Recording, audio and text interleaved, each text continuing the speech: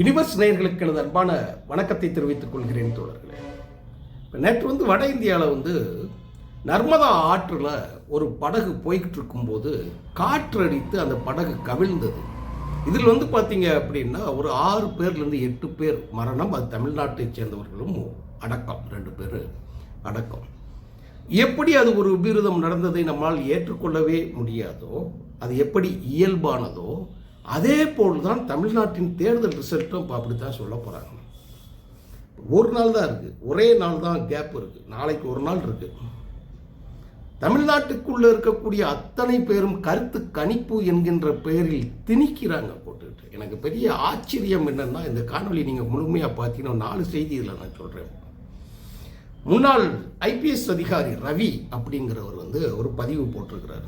அதில் 4.25 கோடி மக்களில் இருக்கக்கூடியவர்கள்ட்ட கருத்து கேட்டது 234 தொகுதிகளிலும் 2400க்கும் மேற்பட்ட காவலர்கள், அவர்களை வச்சு, காவலர்கள்னா ஓய்வு பெற்ற காவலர்களை வைத்து ஒரு டீம் இணைஞ்சையில் அவங்களுக்கு தெரிஞ்சிருக்காம பார்த்தீங்கன்னா 41% விஜய் வாக்கு பெற்று முதலமைச்சர் ஆவாருங்க.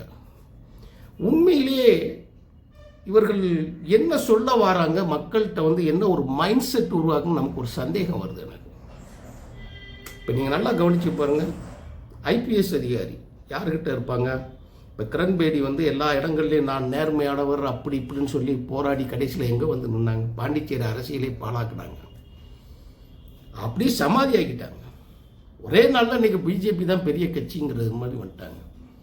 தேர்தல் அதிகாரி இருக்கார்ல, இந்திய தலைமை தேர்தல் அதிகாரி ஓட்டு போட்ட மக்களுக்கு சல்யூட்டுங்கிறார் பெர்சன்டேஜ் கணக்கை வச்சு. 2021 மக்கள் 2024 தமிழர்கள் எத்தனை நபர்கள் கவுண்டிங் ஓட்டு போட்டிருக்காங்களோ அதுதான் புதிய தலைமுறை ஓட்டு கூடியிருக்கு. அது இயற்கை தானே, வேற ஒன்றுமே கிடையாது. அவர் சல்யூட் போடுறேன்னு சொல்கிறாரு. நான் அப்பயே முகநூலில் எழுதுன்னு எனக்கு பயமாக இருக்குன்னு சொல்லி எழுதுறேன். ஆனால் வெளியில் இந்த இணையங்கள் எல்லோரு கைகளிலும் ஒரு அலைபேசி இருக்கிறதுனால என்ன ஆகுது அப்படின்னு கேட்டிங்கன்னா, செய்திகளை அவங்க போட சரி, அப்போ நீ நினைக்கிறது மாதிரி ஒன்றுமே இல்லையா அப்படின்னு சொல்லி நீங்கள் கேட்கக்கூடாது, இருக்கிறது. புதிய தலைமுறை இளைஞர்களிடம், புதிய பெண்களிடம் அரசியல் ஆர்வம் என்பதை தாண்டி விஜய் என்கின்ற தனிமனித கவர்ச்சி இருக்கிறது. அதை நம்ம அரசியல்படுத்தணும். அரசியல்படுத்த வேண்டியது நம்மளுடைய வேலை. ஆனால் அவர்கள் செய்கிறார்களா என்றால் அது இல்லை. அதுதான் நான் சொல்கிறேன். அது ஒரு மயக்க நிலையிலேயே மக்களை வைத்திருந்து வெயிலில் வதைக்கிற அந்த கொடூரத்தை கூட அவர்கள் சகித்து கொள்கிறது தான் நமக்கு சகிக்க முடியாமல் இருக்குது. எப்படிங்க மத்தியானம் 12லேருந்து 2 மணிக்கு பிரச்சாரம் பண்ணிட்டு 6 மணிக்கு அந்த ராஸ்கல் வீட்டுக்குள்ளே போயிடுறான். இந்த கும்பல்கள் அப்படியே போய் காத்து கிடக்குது. மற்ற கட்சிகள்லாம் மக்களை திரட்டி கூட்டு வாசலில் நிற்க வைக்கிறதுக்கு, தெருமுனைகளில் நிற்க வைப்பதற்கு பணம் கொடுக்க வேண்டிய சூழல் இருக்கிறது. தானா கூடுகிற கூட்டம் நம்ம கண்ணால் பார்க்குறோம். ஒரு கூட்டம் கூடுது, நீங்கள் கூட்டப்படுகிறது ஒரு 10-20% 25% கூட்டம், இது 75% கூட்டம் வருகிறது உண்மை. நீங்கள் அங்கே இருக்கக்கூடிய ஆர்வம் இருக்கிறது, இளைஞர்கள், குறிப்பாக மாணவ பருவத்தில் இருக்கக்கூடிய இளைஞர்கள், குழந்தைகள்னு சொல்கிறாங்க. இதை பார்த்து தான் தோழர் திருமாவளவன் நேற்று ஒரு அறிக்கை கொடுக்குறாங்க. என்ன சொல்றாரு அவரு? புதிய தலைமுறை வாக்காளர்கள் அவங்களோட ஓட்டு முழுமையா மாறி இருக்குது. விஜய் அதிகமாக ஓட்டு பிரிப்பார் என்று நான் நினைக்கிறேன். ஓட்டு பிரிப்பார். அந்த ஓட்டு பிரிப்பது கட்சிகளை, திராவிட இயக்கங்களை, நீண்ட நாட்களாக பேசிய கருத்தியல்களை எதிர்க்கிற நிலையில் தான் இருக்கிறதே தவிர, அந்த ஓட்டு பாஜக என்கின்ற மதவாத சக்திக்குத்தான் போகுமே தவிர, அந்த ஓட்டு பிரிக்கிறது ஆதரவாக போகுமே தவிர விஜய்க்கு அது சாதகமாக இருக்காதுன்னு சொல்லி அவர் சொல்றார். ஆனால் விஜய் ஒரு பெரிய ஓட்டு வாங்குவார்னு சொல்றார். இப்போ கம்யூனிஸ்ட் தலைவர் இன்னைக்கு பேசுறாங்க. இன்னைக்கு 2ஆம் தேதி, மே 2ஆம் தேதி பாலகிருஷ்ணன் தோழர் பேசுறாரு. அவர் திராவிட முன்னேற்ற கழகம் கூட்டணி கட்சிகளை சரியாக அரவணிக்கவில்லை, சரியாக சீட்டு ஒதுக்கவில்லை என்ற மனக்குறை இருக்கிறது. ஆனாலும் மீண்டும் திமுக ஆட்சியை பிடிக்கும் அவர் சொல்றார். நாங்கள் கூடுதலாக ஒரு தொகுதி 6 தொகுதிகள் கேட்டதற்கு எங்களுக்கு கொடுக்கவே மாட்டேன் என்று சொல்லிவிட்டார்கள். அந்த ஒத்த சீட்டில் என்ன போகிறது? பிடிவாதமாக இருந்தார்கள். ஆகையினால் எங்களுக்கு வேற வழியே இல்லை, ஏற்றுக்கொள்ளக்கூடிய சூழல் இருக்கிறது. ஆனால் இந்த முறை அவர்கள் எந்த மாதிரியான ஆட்சி நடத்துகிறார்கள் என்பதை பொறுத்து தான் எங்களுடைய ஆதரவு இருக்கிறது. அதே நேரத்தில் பாசிசமான ஒரு பாரதிய ஜனதா கட்சி தமிழ்நாட்டிற்குள் நுழைந்து விடக்கூடாது என்பதற்காகவே தான் நாங்கள் இந்த கூட்டணியில் இணைந்து வேலை செய்வதற்கு சம்மதித்தோம். இது கம்யூனிஸ்ட் இயக்கங்களோட கருத்து. மறுமலர்ச்சி திமுகவின் பொதுச் செயலாளர் தலைவர் வைகோ அவர்கள் என்ன சொல்றாங்க அப்படின்னு கேட்டால், நேற்று அவர்கிட்ட பேட்டி கேட்கிறாங்க. தலைவர்கிட்ட பேட்டி கேட்குறாங்க. மே 1ஆம் தேதி தாயகத்தில் கேட்குறாங்க. மே தினம் கொடியை ஏற்றி வச்சுட்டு பேசுகிறார். அப்போ சொல்கிறாங்க, இளம் பெண்கள், அதாவது முதல் தலைமுறை இளம் பெண்கள் முதலாக வாக்களிக்கவர்களுக்கு மத்தியில் விஜய்க்கு ஆதரவு இருக்கிறது என்பதை நாம் பார்க்கிறோம். அது ஓட்டு விழுகிறதுக்கு சாதகமாக இருக்குது அப்படிங்கிறது மதிமுக பொதுச் செயலாளர் தலைவர் வைகோ அவர்களும் இதை சொல்கிறாங்க. சரி, இதை நான் பார்த்தேன். எப்படி பார்த்தேன் அப்படின்னு கேட்டால், நான் பூத்துகளுக்கு போயிட்டு வரேன். சில பூத்துகள் அப்படியே ஒரு ரவுண்டு போகிறேன். எல்லா பூத்துகள்லையும் பார்த்தீங்கன்னா பொம்பளை பிள்ளைங்க இருக்கிறாங்க. பீட்டர் அல்போன்ஸ் சொன்னிருந்தார் இல்லையா, அதை நான் நேரடியாக பார்த்தேன். நாங்களும் அப்படி இருந்த அரசியலில் வந்தவங்க தானே. ஆனால் எங்களுக்கு முறையான வார்ப்பிக்கப்பட்டு எங்களுக்கு உருவாக்கப்பட்ட தலைமைத்துவமான ஆள்கள் கிளை முதல் நகரம் முதல் ஒன்றியங்களில் தலைமைகளில் எல்லாம் இருந்தாங்க. ஆனால் இவங்களுக்கு உட்காந்துங்க அந்த பக்கரம் முழுக்கி, என் பேர் மதியழகன், இந்த நம்பரு இத்தனாவது நம்பர் இந்த இதில் இருக்குது, இதில் டிக் பண்ணால் அந்த பிள்ளை பக்கத்தில் பார்த்து ஒரு பொம்பளை பிள்ளை உட்காந்துருக்குங்க.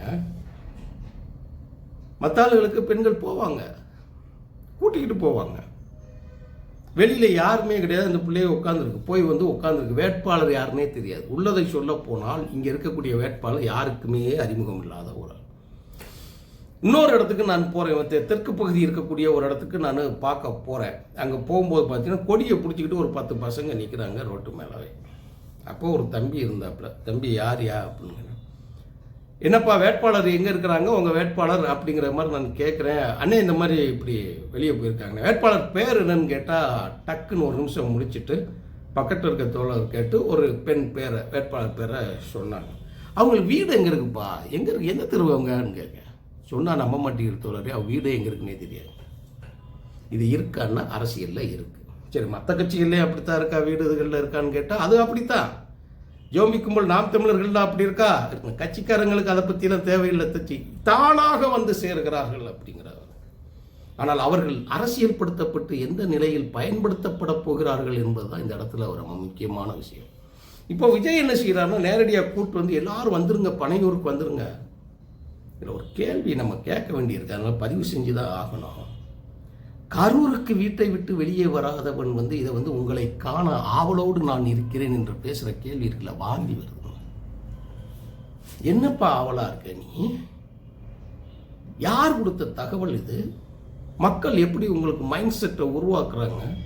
ஏதோ ஒன்று நடக்க போகிறதாக ஒரு சிம்பிள் எனக்கு உள்ள தோணிக்கிட்டு. 1971 தேர்தல் இருக்கு இல்லையா, 71 பேரறிஞர் அண்ணா அவர்களின் மறைவுக்கு பிறகு நடந்த முதல் தேர்தலில் திமுக அதிருதி பெரும்பான்மையான வெற்றி, 184 தொகுதிகள் வெற்றி பெற்றது.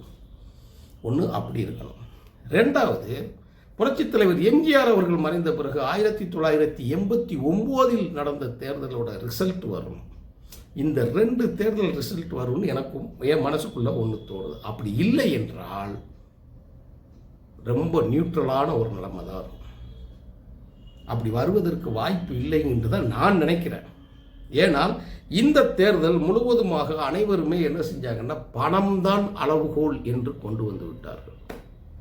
நான் தொகையை சொல்ல போறதில்லை, எல்லாருக்கும் தெரியும். இங்கே கட்சி தொண்டர்கள், கட்சிக்கு வேலை செய்யக்கூடிய தொண்டர்கள், கட்சியில் 20 ஆண்டுகள் 30 ஆண்டுகள் 40 ஆண்டுகள் 50 ஆண்டுகள் பயணப்பட்டவங்களை இங்கே மரியாதை ஒன்றும் ஒரு மசுரும் கிடையாது.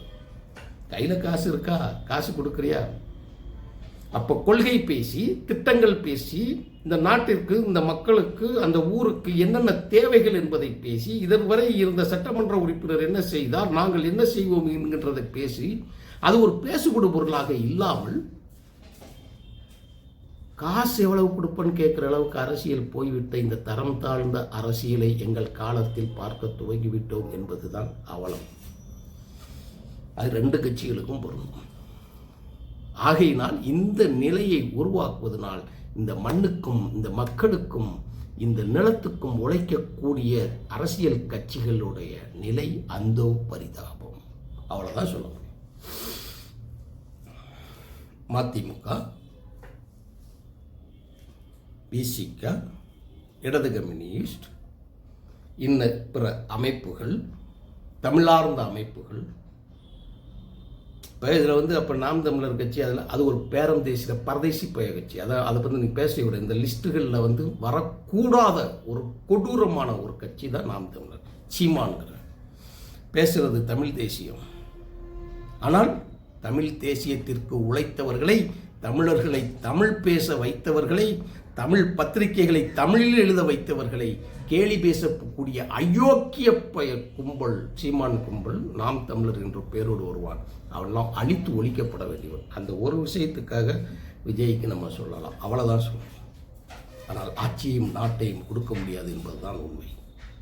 என்ன நடக்கிறது என்று பார்ப்போம் தோழர்களே. நன்றி, வணக்கம்.